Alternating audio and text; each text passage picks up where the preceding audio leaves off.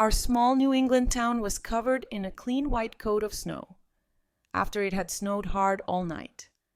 As I stood by the frosty window with a hot mug of tea in my hands, I watched the early January light cast a soft glow over the streets. The quiet outside was soothing, almost holy, and it reminded me of how quiet some parts of my life have become since Paul left, my ex-husband.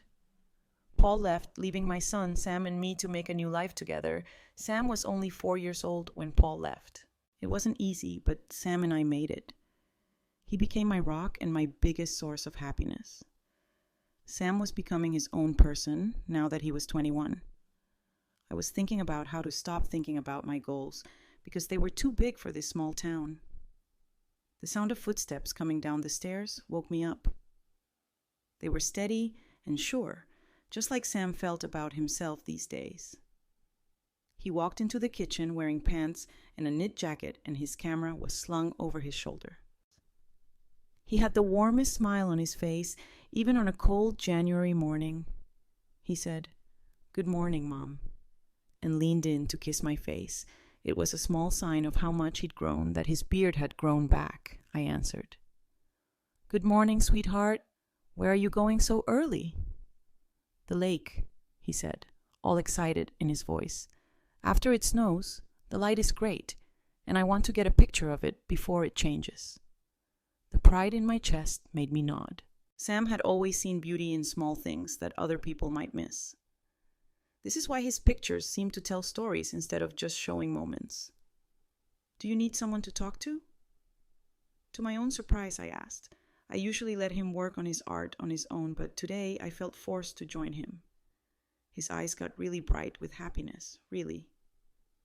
"Would you come with me?" I smiled and said, "Of course, I haven't seen the lake in the winter in a long time." We put on warm clothes to protect ourselves from the cold and set out. As we walked through the snow-covered streets, the cold air bit our skin. Even though the lake wasn't very far away, the walk made me think and feel calm. The sight when we got to the shore took my breath away. The pale sky and bare trees around the lake looked like a mirror. Frost stuck to the trees, making them shine like jewels in the early morning sun. Sam quickly set up his camera and angled it to get the best picture. I was drawn in by the intensity of his eyes and the way his hands moved with both skill and emotion. I saw echoes of Paul in those times. Not the man who broke up with us, but the dreamer I loved before Mom. Sam's voice brought me back to the present. He looked at me with a small smile and a slight tilt of his head. "Are you okay?" I said as I brushed snow off my coat, just thinking, "I think of your dad when I see you work." I was surprised that when Paul was brought up, Sam didn't react badly. He didn't talk about him very often, but today his face got softer. "Do you miss him?" he asked. Before nodding, I thought about it. Not always the way you think. I longed for the family we were meant to be and what we could have been. But I'm okay with how things turned out. It let me spend more time with you. When Sam looked at me, I didn't need to say anything for a moment. After moving closer, he put down his camera and gave me a warm hug. I could feel his warmth through my clothes, and for the first time in a long time, I felt truly safe. He said in a low voice, "I'm glad it's just us. There's nothing I'd change about it." I felt tears in my eyes, but I quickly blinked them away. I said in a whisper, "Neither would I." While the sun was rising, we stayed by the lake until the snow and frost were gone. Sam caught everything. There was a sparkle of light on the ice, a soft wave in the water where the ice met the shore, and weak fox tracks going through the trees. I realized something very important. As I watched him work, Sam was no longer just my kid. He was an adult and making his own plans. But I knew that the tie we had would always be there, no matter where his dreams took him. I looked at him with a smile on my face as we walked home. "Sam," he said, "yeah, make a promise, anything. Always find beauty in the world. That's what we need more of." He smiled and his breath made little clouds in the cool air. "Mom, I won't. I promise." As we walked through the snow together, I felt something different. I felt like spring had quietly come into the world, like a warmth had grown inside me. Do you know? Sam started by giving me a sly smile and looking at me. Now I understand why my pictures haven't been getting much attention lately. Sam spoke up and his tone was serious. I tilted my head in interest because of what he said. All of a sudden, he stopped in his tracks, took the camera up and pointed it right at me. The best subject for me has always been in front of me. He went on with a smile. As I laughed, I brushed off the snow that was stuck to my coat. Do you mean me? Not really, Sam. I'm not really what you'd call attractive. He didn't answer right away. He took a picture instead before I could say anything. He finally told her, "That's where you're wrong. You are this beautiful person. It's not about having perfect skin. It's about getting to the heart of someone. What about you? You are amazing." It wasn't the cold that made my cheeks turn red. It was what he said. "You know that you can use words well, right?" I answered, trying not to sound upset. He gave a joking smile. He joked that it was part of the beauty. The joking didn't end there.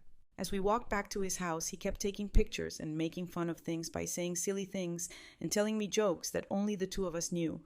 Once we got to the house, I was so happy that my face hurt, but it hurt in the best way. As we walked in, his boots hit the wooden floor. "I can't wait to show you these," he said. I teased, taking off my scarf and hanging it by the door. "I think you'll love them, but only if I get to approve the changes first." As he went upstairs, he gave me a funny look. "Don't be shocked if things go better than you think," he said again. As I worked to clean up, I couldn't help but laugh to myself. The love from our conversation was still there. As usual for Sam, he didn't come back down for the rest of the day. He got lost in his artistic world. Sometimes soft music and the clicking of his camera could be heard, coming down from his room. It was clear that he was fully focused on what he was doing. The next morning, the smell of freshly made coffee woke me up. I stretched slowly because I didn't want to leave the comfort of my blankets for the cold January air. As I thought about staying in bed a little longer, the door opened with a squeak. Sam stood there with a box that had a hot mug of coffee, a muffin with a candle on top, and a small pot of flowers. He said, "Happy birthday, Mom," in a soft voice that was full of love. "Sam," I breathed. As I sat up and tried to hold back tears, my heart swelled with feeling. "You didn't need to do this." He put the tray on my lap and said, "Of course I did. You deserve it." He sat on the edge of the bed and watched me drink my coffee and blow out the light.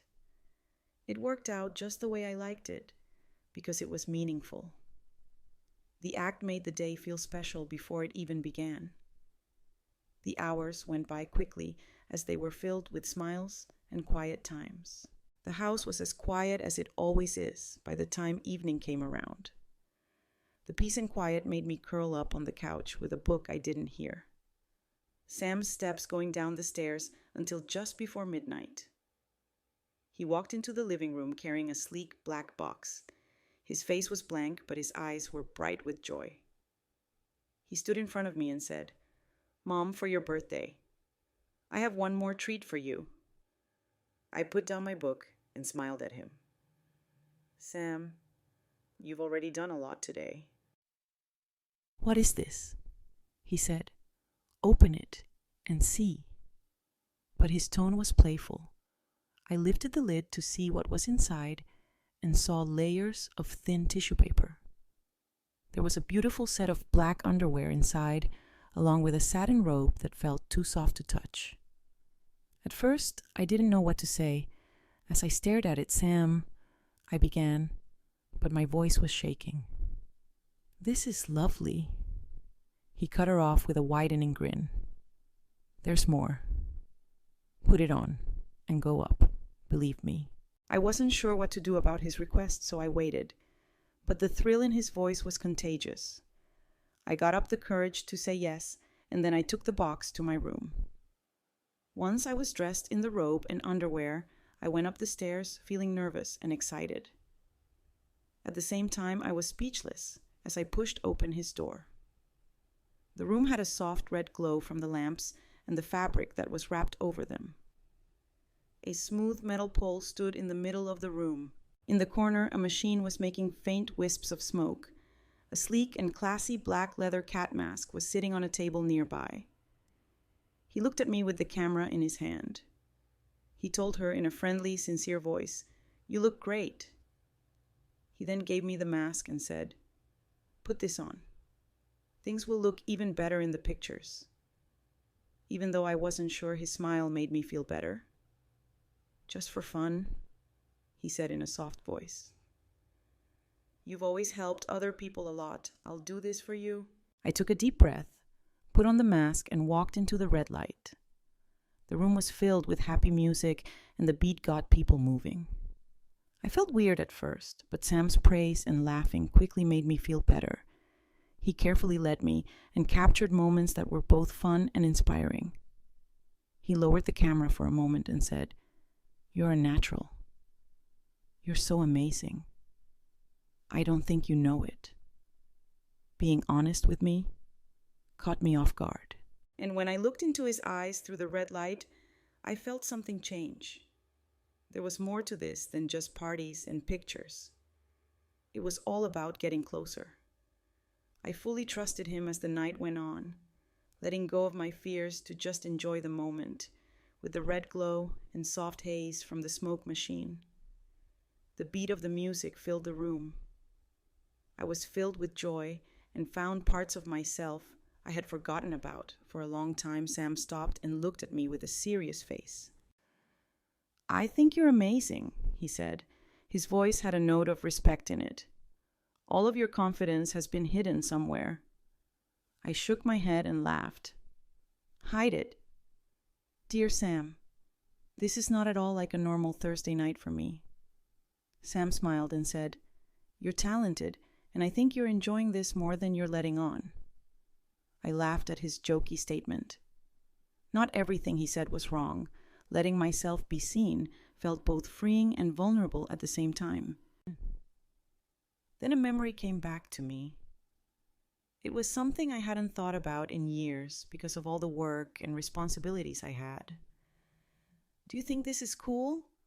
I made fun of her by crossing my arms and giving her a naughty look. "You haven't seen anything yet." Sam raised an eyelid, and his face showed that he was interested.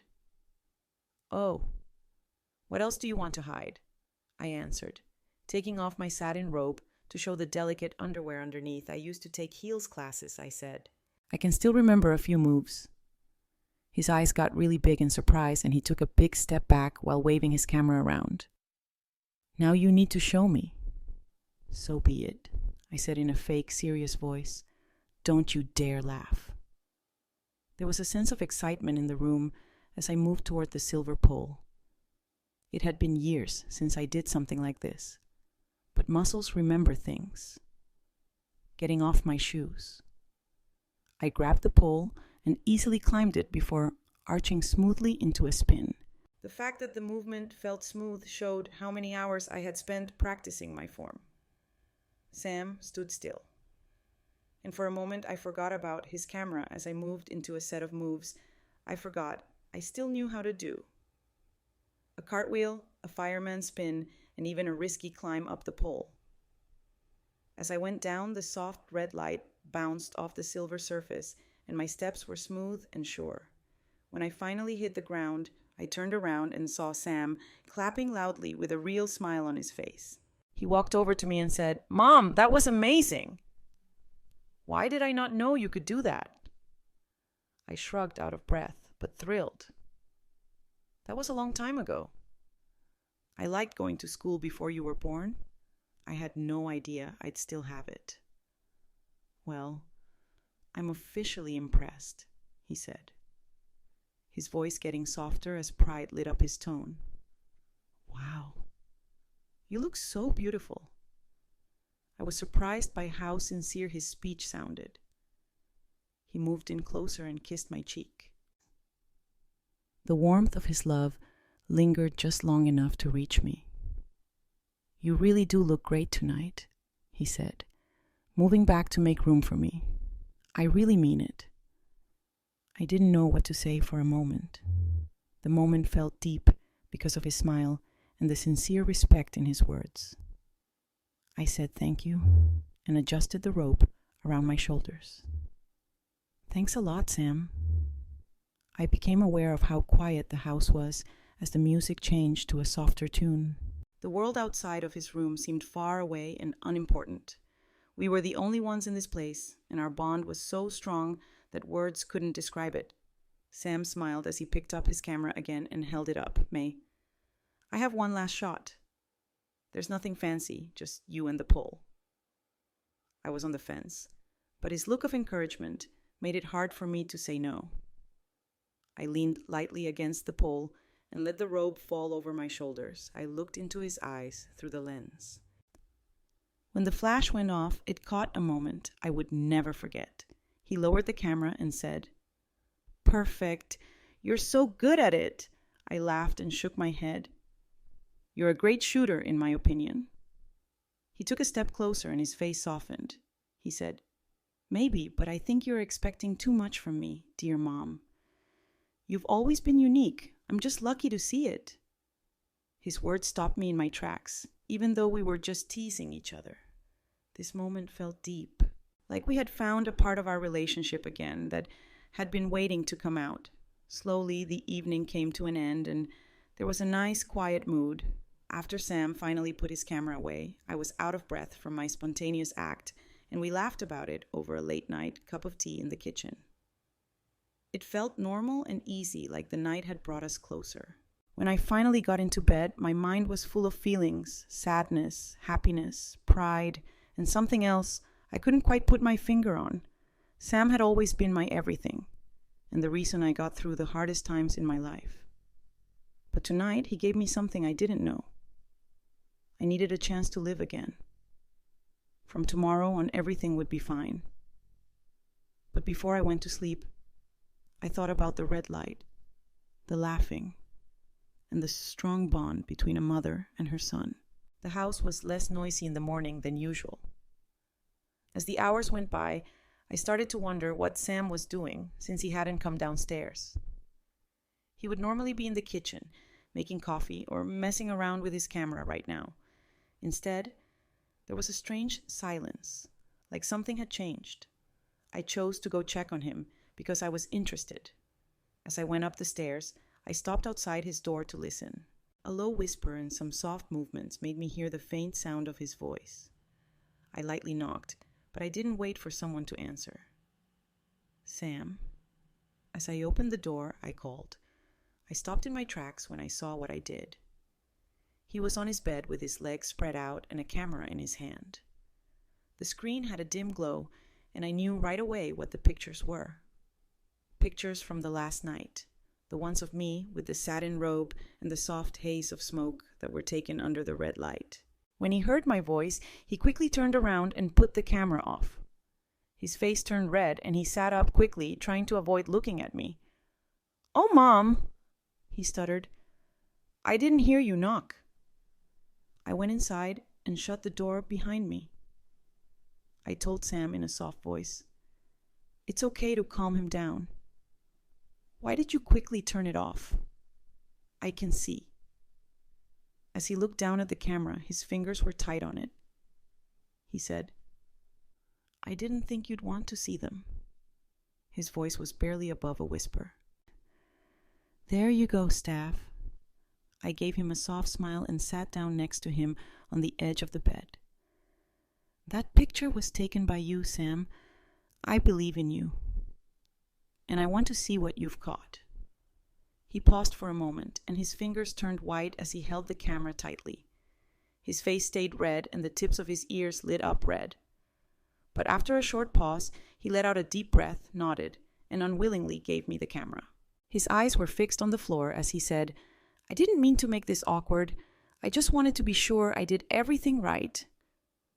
I carefully picked up the camera, turned it on, and looked through the pictures. Each picture was beautiful in its own way. He caught me in a light I didn't quite recognize, a mix of beauty, power, and softness that seemed almost alien. In some photos, I was laughing so hard that my head was thrown back in real happiness. In others, I was more serious and controlled, and the red light made every detail stand out. Sam, I said, my voice shaking as I looked at the pictures. These are really cool. He finally looked up, and his face showed a mix of worry and hope. Do you really believe that? I looked him in the eyes and nodded. Sam, you're so talented. That's how you see the world and how you see me. I have no words for it. He bit his lip in a shy smile, and the tightness in his shoulders went away a little. He said in a soft voice, I just wanted you to see how amazing you are. I want to thank you for all the things you've done for me, Mom. I put down the camera and gently squeezed his hand. Sam, you've already given me a lot. How much more do you know? We sat there in quiet for a moment, our feelings heavy but comfortable, even though we didn't say them. He still had red cheeks when I looked at him, but his face showed that he was vulnerable, which showed how much he had grown.